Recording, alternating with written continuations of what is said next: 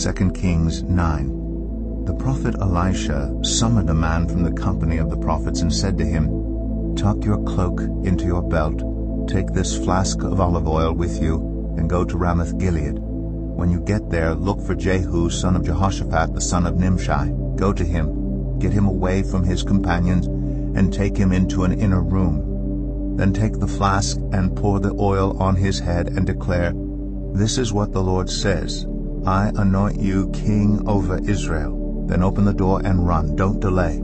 So the young prophet went to Ramoth-Gilead. When he arrived, he found the army officers sitting together. "I have a message for you, Commander," he said. "For which of us?" asked Jehu. "For you, Commander," he replied. Jehu got up and went into the house. Then the prophet poured the oil on Jehu's head and declared, "This is what the Lord, the God of Israel, says.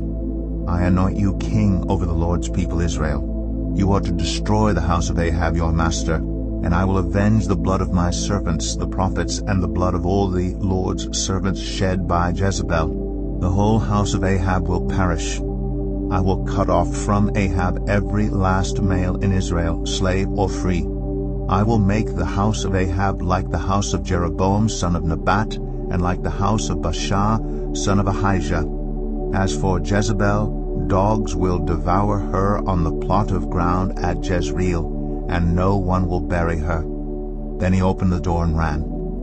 When Jehu went out to his fellow officers, one of them asked him, "Is everything all right? Why did this maniac come to you?" "You know the man and the sort of things he says," Jehu replied. "That's not true," they said. "Tell us." Jehu said, "Here is what he told me. This is what the Lord says, I anoint you king over Israel." They quickly took their cloaks and spread them under him on the bare steps. Then they blew the trumpet and shouted, "Jehu is king." So Jehu, son of Jehoshaphat, the son of Nimshi, conspired against Joram. Now Joram and all Israel had been defending Ramoth-Gilead against Hazael, king of Aram, but King Joram had returned to Jezreel to recover from the wounds the Arameans had inflicted on him in the battle with Hazael, king of Aram.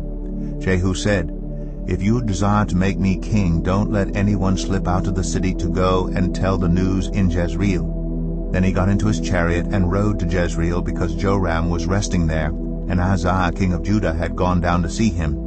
When the lookout standing on the tower in Jezreel saw Jehu's troops approaching, he called out, "I see some troops coming." "Get a horseman," Joram ordered. "Send him to meet them and ask, 'Do you come in peace?'" The horseman rode off to meet Jehu and said, "This is what the king says, 'Do you come in peace?'" "What do you have to do with peace?" Jehu replied. "Fall in behind me." The lookout reported, "The messenger has reached them, but he isn't coming back." So the king sent out a second horseman. When he came to them, he said, "This is what the king says, 'Do you come in peace?'" Jehu replied, "What do you have to do with peace? Fall in behind me." The lookout reported, "He has reached them, but he isn't coming back either. The driving is like that of Jehu, son of Nimshi. He drives like a maniac." "Hitch up my chariot," Joram ordered. And when it was hitched up, Joram, king of Israel, and Ahaziah, king of Judah, rode out, each in his own chariot, to meet Jehu. They met him at the plot of ground that had belonged to Naboth the Jezreelite. When Joram saw Jehu, he asked, "Have you come in peace, Jehu?" "How can there be peace," Jehu replied, "as long as all the idolatry and witchcraft of your mother Jezebel abound?" Joram turned about and fled, calling out to Ahaziah, "Treachery, Ahaziah!" Then Jehu drew his bow and shot Joram between the shoulders. The arrow pierced his heart, and he slumped down in his chariot. Jehu said to Bikar, his chariot officer, "Pick him up and throw him on the field that belonged to Naboth the Jezreelite. Remember how you and I were riding together in chariots behind Ahab his father when the Lord spoke this prophecy against him. Yesterday I saw the blood of Naboth and the blood of his sons, declares the Lord, and I will surely make you pay for it on this plot of ground, declares the Lord.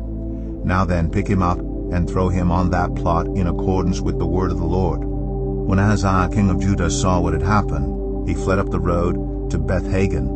Jehu chased him, shouting, "Kill him too!" They wounded him in his chariot on the way up to Gur, near Ibleam. but he escaped to Megiddo and died there. His servants took him by chariot to Jerusalem and buried him with his ancestors in his tomb in the city of David. In the 11th year of Joram, son of Ahab, Ahaziah had become king of Judah.